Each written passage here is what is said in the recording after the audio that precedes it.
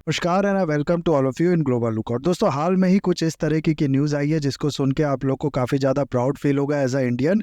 यहाँ पर आप लोग ये जो पूरी न्यूज़ है इसको देख सकते हो। इस न्यूज़ से आप लोग कह सकते हो कि ये जो मैसेज है जो इंडिया एशियन टाइम्स से देते आ रहा है कि वर्ल्ड इज़ अ फैमिली, इसको लेके ये बात साबित होती है कि ये बात सिर्फ ऐसा नहीं है कि इंडिया कहने के लिए कहता है, इसके लिए काम भी करता है। इसको आप लोग कह सकते हो कि अपनी पॉलिसीज़ में भी शो करता है। न्यूज़ ये है कि इंडिया जो है वो बहुत तेजी से जो लोन है वो प्रोवाइड कर रहा है नीडी अफ्रीकन कंट्रीज जो है उनको, ताकि चाइना की जो डेब्ट ट्रैप है उसमें ये कंट्रीज ना फंस जाए। चाइना का जो इन्फ्लुएंस है इन कंट्रीज पे वो काउंटर करने के लिए ऐसा किया जा रहा है, और इस चीज को इंडिया की इकोनॉमिक डिप्लोमेसी भी कहा जा रहा है।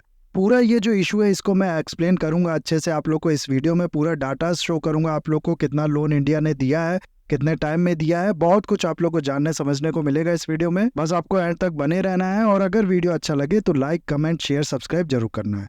अफ्रीका को अगर आप लोग देखो तो ये दूसरा सबसे बड़ा कॉन्टिनेंट, और पॉपुलेशन के हिसाब से भी दूसरा सबसे बड़ा जो आप लोग कह सकते हो कि पॉपुलेटेड कॉन्टिनेंट है वो है। दोनों ही चीज में, एरिया में और पॉपुलेशन में नंबर 1 पे आप लोग को मिलेगा एशिया, और इसके बाद दोनों ही चीज में जो नंबर 2 पे है वो है अफ्रीका। नॉर्थ में मेडिटेरियन सी हो गया, वेस्ट में अटलांटिक हो गया, ईस्ट में हो गया इंडियन ओशियन और रेड सी। ये जो वाटर बॉडीज है वो इस कॉन्टिनेंट की आप लोग कह सकते हो बाउंड्री जो होती है वो डिसाइड करती हैं। और ये एक इतना विशाल कॉन्टिनेंट आप लोग देखोगे तो हाल में जो इम्पोर्टेंस है वो धीरे धीरे गेन करते जा रहा है। एक बहुत ही ज़्यादा इंपॉर्टेंट कॉन्टिनेंट धीरे धीरे बनते जा रहा है। इस पूरे कॉन्टिनेंट की अगर आप लोग जीडीपी देखो ना, वो 3 ट्रिलियन का जो मार्क है इसको क्रॉस कर चुके हैं, यानी कि इंडिया के पास ही है। हालांकि इनकी जो ग्रोथ रेट है वो बहुत कम है इंडिया के कंपैरिजन में, लेकिन फिर भी इनकी जो इंपॉर्टेंस है ना वो अगर आप लोग देखो तो धीरे धीरे इनकी बढ़ती जा रही है। इस पूरे कॉन्टिनेंट में 54 पूरे देश आप लोग को मिलेंगे, 54 कंट्रीज है। और आप लोग खुद ही सोचो, ये 54 कंट्रीज अगर किसी इंटरनेशनल फोरम में किसी चीज में अगर आप लोग के सपोर्टिव हो जाते हैं, आपके साथ खड़े हो जाते हैं, तो 1/4 ऑफ द वर्ल्ड का सपोर्ट तो आप लोग को यहीं से मिल जाएगा। अगर आधे भी मिल जाते हैं तो 1/8 कंट्री का जो वोट होता है वो आप लोग को यहीं से मिल जाएगा, जो कि एक बड़ा नंबर है। उसके अलावा फिर ये जो कॉन्टिनेंट है ये काफी ज्यादा रिसोर्स रिच भी है। आप लोग जानते होंगे यहाँ पर हर तरीके के जो मिनरल्स होते हैं वो मिलते हैं, कोयले मिलते हैं, गोल्ड मिल जाता है आसानी से, लिथियम वगैरह हो गया। आने वाले टाइम में जो इंपॉर्टेंट मिनरल्स होने वाले हैं ना, वो हर मिनरल्स आप लोग को यहाँ पर मिल जाएंगे। आप केवल नाम बोलो और वो मिनरल्स यहाँ पर अवेलेबल है। यही कारण है कि चाइना हो गया, इवन कि इंडिया भी हो गया या बाकी कंट्रीज भी हो गई, यहाँ पर काफी ज्यादा माइनिंग करना चाहती है, और ये भी एक जो फैक्टर है वो भी इनकी इंपॉर्टेंस काफी ज्यादा बढ़ाता है। उसके बाद ये जो कॉन्टिनेंट है ये इंडस्ट्रियलाइज नहीं है, उतनी लार्ज स्केल पे यहाँ पर इंडस्ट्रीज नहीं है आप लोग कह सकते हो। इसीलिए वो कंट्री जो ऑलरेडी इंडस्ट्रियलाइज हो चुकी है या फिर वो कंट्री जो इंडस्ट्रियलाइज हो रही है इस टाइम पे, वो इस कॉन्टिनेंट में अपना इन्फ्लुएंस जो है वो बढ़ाना चाहती है, इस कॉन्टिनेंट को टैप करना चाहती है ताकि एक बड़ा मार्केट उनको मिल सके। तो ये भी एक फैक्टर है, यहाँ की जो मार्केट है इसको भी कैप्चर करना चाहती है सारी कंट्रीज। और ये सारे कारण जो है ना ये इसकी इंपॉर्टेंस आज के टाइम में बहुत ही ज्यादा बढ़ाते हैं। और इसीलिए आप लोग कह सकते हो कि दुनिया भर की जो कंट्रीज है वो किसी भी तरीके से अफ्रीका में अपना इन्फ्लुएंस बढ़ाना चाहती है। सबसे आगे इसमें आप लोग को मिलेगा चाइना, जो कि लगातार इस कोशिश में लगा हुआ है कि कैसे इस कॉन्टिनेंट में अपना जो इन्फ्लुएंस है उसे बढ़ाए। मल्टीपल डील आप लोग कह सकते हो यहाँ की इंडिविजुअल कंट्री जो है उनके साथ चाइना साइन कर रहा है, उनको लोन प्रोवाइड कर रहा है, बहुत तरीके के जो कॉपरेशन है वो इन कंट्रीज के साथ कर रहा है। अब ऐसे कंट्री को आप लोग कह सकते हो अपने सपोर्टिव बनाने के लिए, अपने पाले में लाने के लिए 2 तरीके हो सकते हैं। एक हो सकता है कि इनको काफी ज्यादा पैसा, काफी ज्यादा लोन जो है वो दे दो ताकि ये आपके नीचे दबे रहे, आपके एहसान के नीचे दबे रहे, और फिर आप जो चाहो वो ये कंट्री कर रहे हैं। दूसरा ये हो सकता है कि इनके साथ काम करो, इनकी जो ज़रूरतें हो गई जैसे कि मेडिसिन हो गया, वाटर हो गया, और बेसिक जो खाने पीने की ज़रूरतें हो गई, इंफ्रास्ट्रक्चर भी हो गया, इस तरीके की चीज़ों में इनके साथ काम करो, और उससे थोड़ा बहुत जो अर्निंग है वो भी आप लोग करो, और साथ ही साथ ये भी ग्रो करे, आप भी ग्रो करो। बस ये जो 2 अलग अलग तरीके हैं ना, यही डिफरेंस है चाइना की पॉलिसी अफ्रीका को लेके जो है उसमें, और इंडिया की जो पॉलिसी है उसमें। चाइना ने बहुत ज़्यादा हैविली लोन दिया है अफ्रीका की कंट्रीज़ को। 2010 से लेके 2020 का जो डिकेड है ना, इस बीच में आप लोग कह सकते हो कि टोटल 134.6 बिलियन का जो कर्ज है वो चाइना ने दिया है अफ्रीका को। और ये जो लोन होता है चाइना का, ये हम सब जानते हैं कि इनका जो इंटरेस्ट रेट होता है वो अच्छा खासा होता है। ऐसा नहीं है कि बहुत ज़्यादा मदद करने के लिए चाइना लो इंटरेस्ट पे जो लोन होता है वो दे देता है। प्लस प्रोजेक्ट जिसके लिए चाइना लोन देता है वो भी चाइना खुद ही डिसाइड करता है। यानी कि एक तरीके से आप लोग कह सकते हो कि चाइना जो अपना लोन है वो थोपता है कि हम ये इंफ्रास्ट्रक्चर प्रोजेक्ट जो है, हम ये जो पोर्ट है या फिर ये जो रोड है इसको बनाना चाहते हैं और इसके लिए ही हम लोन देंगे। जबकि इंडिया ऐसा नहीं करता है। ज़्यादातर इंडिया जो है वो लाइन ऑफ क्रेडिट दे देता है कि ये रहा पैसा, आप इसको इस्तेमाल करो और धीरे धीरे इंस्टॉलमेंट जो है इसमें हमको पेमेंट करते रहना, इससे आपकी ज़रूरतें भी पूरी होती रहेंगी और ये जो पैसा है ये भी आप लोग को मिलता रहेगा। साथ ही साथ इंडिया जो लोन भी देता है वो भी साथ में जो डील है वो करके देता है। ये कंट्रीज कहती है हमको ये चीज़ बनाना है, इसका हम लोग को फ़ायदा मिलेगा, तब इंडिया जो है वो कहता है कि ठीक है, इसके लिए हम जो लोन है वो आप लोग को देते हैं। जबकि चाइना, जैसा कि मैंने आप लोग को बताया, अपने जो उसके प्रोजेक्ट होते हैं वो खुद डिसाइड करता है कि यहाँ पर पोर्ट बनेगा और इसके लिए हम लोन देंगे, जिसका जरूरी नहीं है कि इकोनॉमिक फ़ायदा या बाकी तरीके का फ़ायदा इस होस्ट कंट्री जो है इसको मिले ही। जब ये फ़ायदा इसकी इकोनॉमी को नहीं मिल पाता तो ये जो लोन होता है ये चुका पाती नहीं है चाइना को दोबारा, और जिसके चलते फिर चाइना करता क्या है कि इनको अपने डेब्ट ट्रैप में फंसा लेता है। यहाँ पर कुछ स्ट्रेटेजिकली इंपॉर्टेंट पोर्ट्स वगैरह हो गए वो हथिया लेगा, उसको लीज पे ले लेगा या फिर इनको फोर्स करेगा अपने अकॉर्डिंग काम करने के लिए। जहाँ चाइना जैसा बोलेगा वैसे ये वोट करेंगे। इस तरीके से आप लोग कह सकते हो कि एक नया कॉलोनियलिज्म जो है वो चाइना स्प्रेड कर रहा है। श्रीलंका में आप लोग ने देखा होगा कि जो हम्बनटोटा पोर्ट है वो चाइना ने इसी तरीके से लीज पे लिया है। पहले इसके लिए लोन दे दिया श्रीलंका को काफ़ी ज़्यादा, फिर ये जो पोर्ट है ये इकोनॉमिकली एडवांटेज हुआ नहीं श्रीलंका के लिए, और जिसके बाद हुआ क्या कि फिर श्रीलंका ये जो लोन है ये चुका पाया नहीं, मजबूरी में चाइना को फिर इसको लीज पे इसको देना पड़ा। 99 साल के लिए ये जो लीज है ये चाइना ने इसको दे दिया है, और यही चीज़ चाइना जो है ये बाकी जगह भी कर रहा है। तो ये अंतर है इंडिया और चाइना दोनों जो अफ्रीका में काम कर रही है उनके बीच में। अब ये बात तो जाहिर सी है कि इतना जितना पैसा चाइना ने दिया 134.6 बिलियन यूएस डॉलर का अफ्रीका को लोन 10 साल में, इतना तो इंडिया दे पाएगा नहीं। इतना तो इंडिया की जो आप लोग कह सकते हो इस समय कैपेबिलिटी नहीं है कि वो 100 बिलियन से ज़्यादा का लोन दे पाए अफ्रीका को। लेकिन उसके बाद भी जैसा कि मैंने आप लोग को बताया, चाइना का जो लोन है उसके साथ कुछ चीज़ें जुड़ी हुई है, वो डेब्ट में फंसाती है और बाकी चीज़ें हो गई। और इंडिया का भी आप लोग देखो ना तो दूसरी तरफ ये जो धीरे धीरे लोन है ये इंक्रीज कर रहा है। तो इन दोनों ही चीज़ों को देखते हुए, चाइना के जो लोन है उनकी असलियत देखते हुए, दूसरा इंडिया की जो बढ़ती हुई कैपेबिलिटी है लोन देने की, इसको देखते हुए ये जो अफ्रीकन कंट्रीज भी हैं ये भी आप लोग कह सकते हो कि इंडिया के ही लोन को ज़्यादा प्रेफर करेंगी और कर भी रही हैं। इंडिया ने कितना लोन दिया है, कितना ये जो टाइम से ये लोन दे रहा है, ये सब बताने से पहले मैं आप लोग को बताना चाहता हूँ कि पिछले 9 साल में अगर आप लोग देखो ना, यानी कि मोदी जी जब से प्राइम मिनिस्टर बने तब देश के, तब से अगर आप लोग देखो तो 18 नई एम्बेसी और कॉन्सुलेट जो है वो खोले गए हैं अफ्रीका में। और अब तक टोटल अगर आप लोग जो एम्बेसी अफ्रीका में देखो तो वो है 25, जिसमें से जैसे कि मैंने आप लोग को बताया 18 जो है वो पिछले 9 साल में ही खोले गए हैं। तो ये शो करता है कि करंट गवर्नमेंट जो है और करंट में इंडिया जो है वो कितना ज़्यादा इंपॉर्टेंट समझता है अफ्रीका को। इसीलिए ये कहना बिल्कुल ठीक होगा कि धीरे धीरे ये जो लोन इंडिया दे रहा है ये भी बढ़ाएगा अफ्रीका को। हरीशा भांगरी जी जो कि एक्सिम बैंक इंडिया का जो है उसके मैनेजिंग डायरेक्टर है, उनने हाल में ही एक इंटरव्यू में ये स्टेटमेंट दिया था कि इंडिया का जो लोन है वो लास्ट के एक डिकेड में आप लोग देखो तो टोटल 12 बिलियन यूएस डॉलर का हो चुका है अफ्रीका के लिए। यानी कि इंडिया 12 बिलियन यूएस डॉलर का जो लोन है वो अफ्रीका को दे चुका है एक डिकेड में, और ये अकेले 38% के बराबर है इंडिया ने जो टोटल लोन दिया है पूरी दुनिया में अब तक दुनिया भर की कंट्रीज को। उसके अफ्रीका के 42 कंट्री को जो ये लोन है वो इंडिया दे चुका है। और इसके अलावा ये बताती हैं कि इंडिया जो है वो 195 प्रोजेक्ट के लिए लाइन ऑफ क्रेडिट भी इशू कर चुका है अफ्रीका की कंट्रीज को।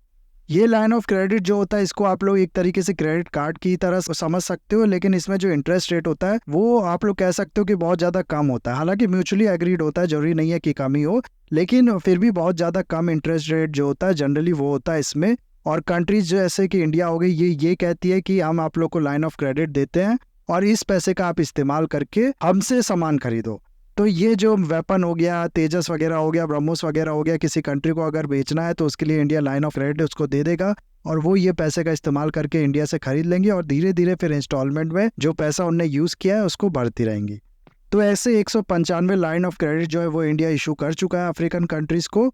और ये चीज़, ये पूरे 195 प्रोजेक्ट अगर आप लोग देखो ना तो ये 3 टाइम ज़्यादा है इंडिया ने जो एशिया में किया है उससे।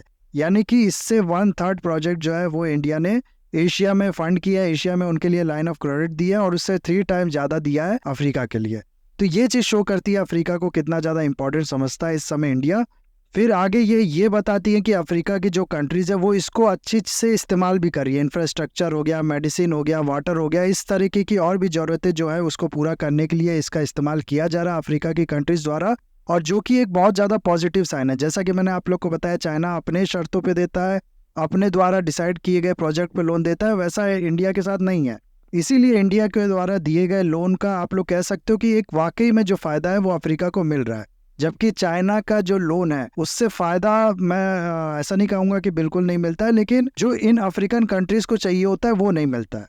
इसीलिए भले नंबर में चाइना का जो अमाउंट है वो ज़्यादा है, लेकिन इंडिया का जो लोन है ये ज़्यादा फेवरेबल है, ये ज़्यादा पसंद करती हैं अफ्रीका की कंट्रीज़। और चाइना का जो लोन है इसे लास्ट रिजॉर्ट का देखती हैं, यानी कि कभी और कहीं से अगर नहीं मिलता है तब ये चाइना से लोन लेने की अब सोचती हैं।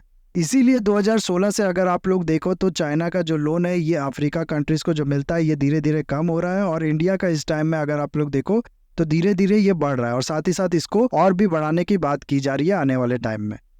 ये हो गई एक चीज़। इसके अलावा अगर आप लोग देखो ना तो इंडिया बाकी तरीके से भी इन अफ्रीकन कंट्रीज़ की काफ़ी ज़्यादा मदद कर रहा है। इनकी जो आवाज़ है, इनकी जो ज़रूरत है उसको सबके सामने उठा रहा है। जैसे कि G20 का इंडिया जो है वो इस बार प्रेसिडेंट था, और G20 में ग्लोबल साउथ की इसने बात की।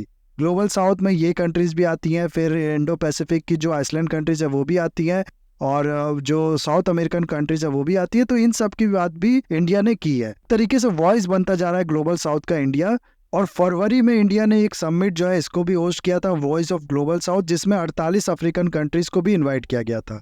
तो बाकी तरीके से आप लोग भी कह सकते हो कि जो रियल बेनिफिट है वो इंडिया प्रोवाइड कर रहा है इन अफ्रीकन कंट्रीज को। और रही बात ये पैसे की, तो देखना आप लोग ये भी धीरे धीरे जो है ये बढ़ जाएगा। ऑलरेडी अफ्रीका अगर आप लोग देखो तो दूसरा सबसे बड़ा कॉन्टिनेंट या फिर रीजन आप लोग कह सकते हो जो कि इंडिया से जो लोन है वो रिसीव करता है, बन चुका है। सबसे नंबर 1 पे आप लोग को मिलेगा एशिया वाला कॉन्टिनेंट। यहाँ पर सबसे ज्यादा जो लोन होता है वो इंडिया देता है, और एशिया में आप लोग कह सकते हो कि सेंट्रल एशिया को इसमें अलग रखा गया है। उसके बाद भी एशिया नंबर 1 पे है, और उसके बाद अगर आप लोग दूसरे नंबर पे देखोगे ना तो ये अफ्रीका का कॉन्टिनेंट है। $12 बिलियन का जो लोन है वो इंडिया दे चुका है। और हालांकि यहाँ पर जो टाइमलाइन है वो मेंशन नहीं किया गया, लेकिन सिर्फ एक डेकेड की यहाँ पर बात की गई होगी। पिछले एक डेकेड में इतना लोन इंडिया दे चुका है। उसके बाद बाकी रीजन का भी डाटा आप लोग यहाँ पर देख सकते हो। और अफ्रीका के भी कॉन्टिनेंट में अगर हम लोग बात करें ना तो वैसे तो जैसा कि मैंने आप लोग को बताया 42 कंट्री को इंडिया ने ये $12 बिलियन में से दिया है। लेकिन जो टॉप की कंट्रीज है उसमें अगर आप लोग देखो तो मॉरिशियस उसमें मिलेगा आप लोग को, तंजानिया उसमें मिलेगा, सूडान हो गया, जिम्बाब्वे हो गया, मोजाम्बिक हो गया।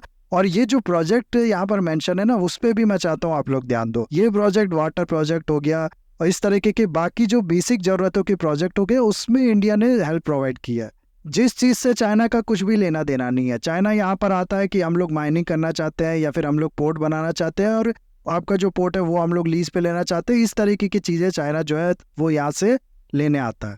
तो ये सब न्यूज़ है, ये सब चीज़ें जो है वो इंडिया के लिए इंपॉर्टेंस अफ्रीका की दिखाती है, और अफ्रीकन कंट्रीज भी इस चीज़ को समझती है कि इंडिया जो है वो वाकई में हेल्प करना चाहता है अफ्रीका की। बाकी कंट्रीज की तरह ये एक्सप्लॉइटिंग आप लोग कह सकते हो या फिर एक्सट्रैक्टिव इकोनॉमीज नहीं है।